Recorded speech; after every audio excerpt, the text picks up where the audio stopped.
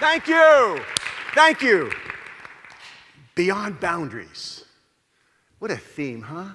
Beyond. Now, when I think of boundaries, I think of rules, regulations, and restrictions. And I think of the parents and the teachers and the supervisors who hold us accountable with regard to those boundaries. Now, that's not a bad thing. I know if you're like me, I need supervisors. I need someone holding me accountable to do the right thing. But beyond boundaries is something different. I think of those leaders, those teachers, those supervisors, those parents who inspire us to go beyond the call of duty, to do more than we have to do it not because they tell us, but because we want to. I would like to share with you what the research says about how to make that happen. And not just for other people, but for yourself. Here's the deal. How can we inspire people and ourselves to be self-motivated? There's another word. It's called empowerment. You've heard that word, right? Now, the management definition of empowerment is get her done. Just get her done. With fewer resources and less time, I empower you. Make it happen. I'm talking about feeling empowered. That's different. Feeling empowered is when you're self-motivated. Now, if you want to know if you feel empowered or if your child, your student, your worker feels empowered, ask them 3 questions. And if they say yes to these 3 questions, they will feel empowered. And by the way, this is not based on common sense, it's based on research. But you've all been there, so it'll feel like common sense. Question number 1, can you do it? Albert Bandura calls it self-efficacy. Do you believe you can do it? Do you have the time, the knowledge, and the training to do what we're asking you to do? If you answer yes, good. Second question, will it work? Do you believe that we're asking you to do the process will work? Albert Bandura calls that response efficacy, believing that the behavior will lead to the ultimate outcome. By the way, that takes education, right? We have to show them the data. We might show them some theory. We show them, teach them why this might work. I just used the word education. Earlier, I used the word training. Is there a difference? In elementary school, we call it education. Middle school, education. High school, education. College, higher education. Then you go to industry. What do you call it? Training. You have your training department. There must be a difference. Well, you know the difference. Do you want your kids to have sex education or sex training? And your kids might answer the question differently. Because you know that training means you do the behavior and you get feedback. That's powerful. Powerful. Have you ever heard this word, online training? It's an oxymoron, isn't it? I mean, training is watch the behavior. Online training, it's like plastic silverware, jumbo shrimp, legal brief, country music. I mean, it doesn't work. Okay, so if you answer yes to it will work, third question, is it worth it? So we've had a training question, we've had an educational question, this is the motivational question. Do you believe the consequences? This is about consequences. B.F. Skinner taught us this, selection by consequences. Dale Carnegie quoted B.F. Skinner and said, from the day you were born, everything you did was because you wanted something for doing it. Consequences. Is it worth it? So you have to convince people that it's worth it. Now, by the way, if you answer yes to those 3 questions, you feel competent. Am I right? You feel competent at doing worthwhile work. You've all been there. When you feel competent at doing worthwhile work, you're more likely to be self-motivated. You've been there. No one has to be looking over you. You feel, now here's the challenge, leaders, teachers. How do you inspire people to feel competent? Well, you give them feedback. You give them recognition. You show them they are competent. Okay, I got one more, another C word. choice. Your common sense will tell you. When you believe you have a sense of autonomy, a sense of choice in what you're doing, you feel more self-motivated. B.F. Skinner taught us that too. In his book, Beyond Freedom and Dignity, way back in 1971, reading that book changed my life because I realized that I am controlled by consequences. But sometimes I don't feel controlled. When I'm working for a pleasant consequence, it feels good. It feels like I'm working to get something. When I'm working to avoid an aversive consequence, I feel controlled. That's called negative reinforcement.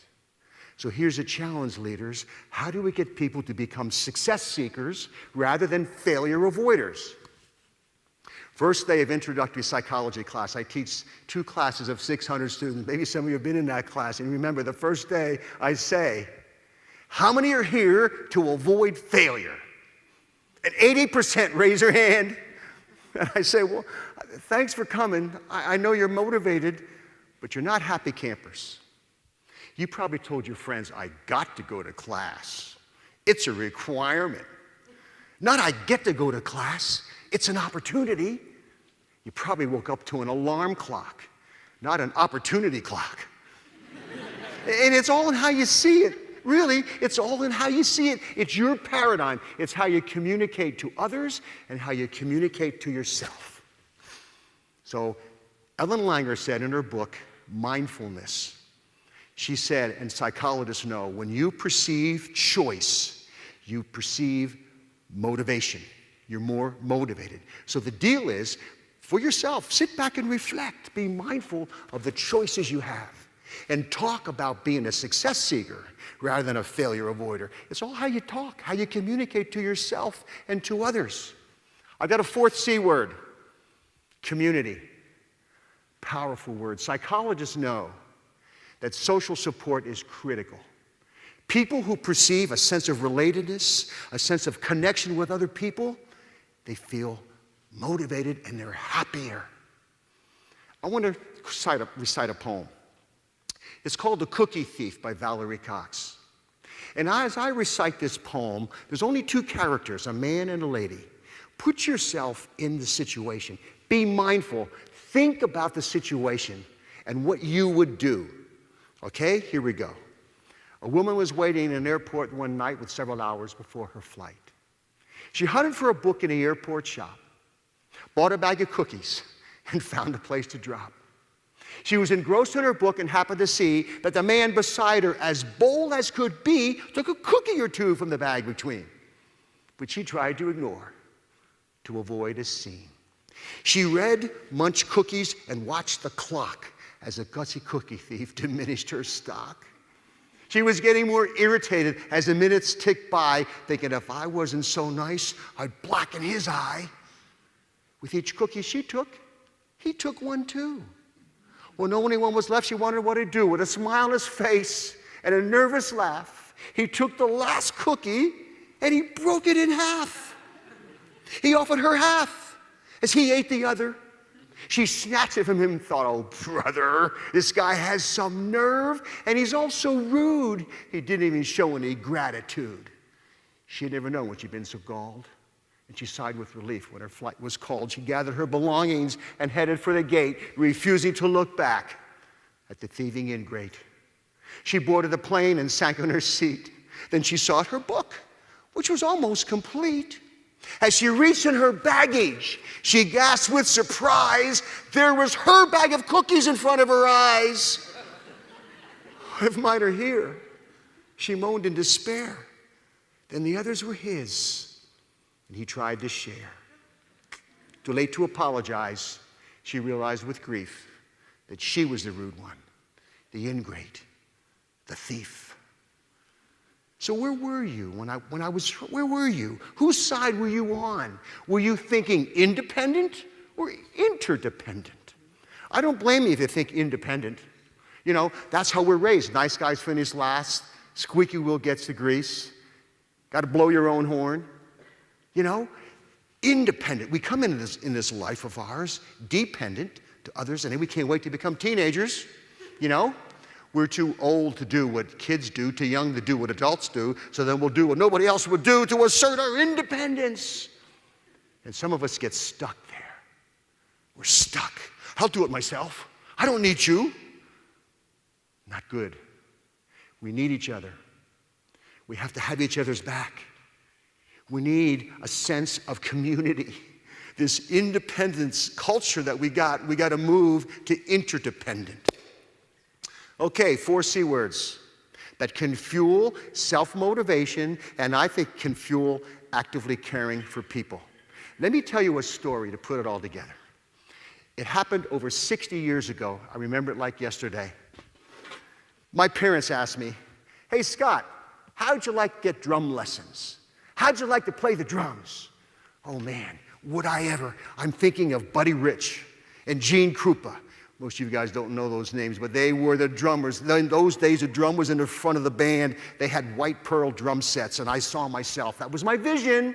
I had a vision, consequences, that was my vision, and I said, yeah, I want to take drum lessons. So the teacher would bring his drum and set next to mine. I didn't have a nice drum like this. My parents bought me a beat-up old drum at an auction, and they said to me, if you get better, if your teacher tells us you're getting, they're holding me accountable. Teacher says you're getting better, we'll get you a better snare drum, and then a bass drum, and then some cymbals, and that was my vision, and that kept me going, consequences. So the teacher would come in, and he would show me stuff. You know, this is how left hand, this is how Buddy Rich plays with his left hand and his right hand, and they would just do things like a flam. Can you hear that in the back? You okay? And this is a rim shot. He would show me stuff. I was just 10 years old, remember? And when he showed me stuff, I felt, wow. He showed me this little simple drum beat. Watch me, Scott, watch this. And I practiced it. And I did it. I'm feeling competent. He showed me a paradiddle. Listen, paradiddle, paradiddle. And he said, you go home and you practice next week. I want to see your paradiddle. And I said, watch this. And I'd say, watch this. He said, that's a double paradiddle. Hey, we didn't get there yet. I'm reading ahead. Because I'm self-motivated. I feel competent. I'm walking through Muhlenberg High School, Allentown, Pennsylvania, and I see the music teacher, and he says, I hear you're learning to play the drums. I said, yeah, and I'm getting good. He said, you can march in the band. You can be the snare drummer. Whoa, that felt good. Another vision. Then the teacher comes into these were private lessons, by the way, $2. $2, that was a long time ago. She said, Scott, you ready to do a drum roll? I said, of course, I'm ready for a drum roll. He says, watch, Scott, here you go, watch this. Would you do that again? Scott, this is easy. Watch me. Now you practice that, and next week, I want to see a drum roll. He comes back the next week, he says, how's your drum? I can do a paradiddle. That's regression.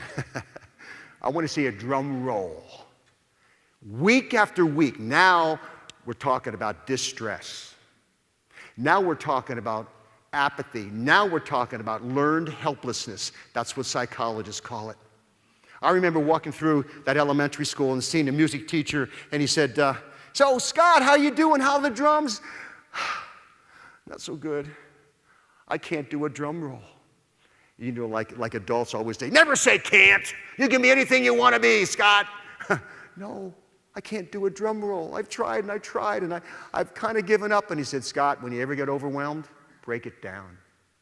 Break it down. Can you do a paradiddle? Yeah. Okay, what's the second beat? 2 beats. Yeah, well, that's a drum roll, Geller. It's 2 beats. You go home and you practice and you say, Dada, Mama. Remember, I was just 10. You go, Dada, Mama, Dada, Mama, Dada, Mama, Dada. It's a drum roll. That teacher came back the next week. Okay, Scott, I guess you can't do a drum roll. I said, watch this. He said, whoa, how'd you learn to do that? And I showed my teacher. I taught my teacher, 10 years old.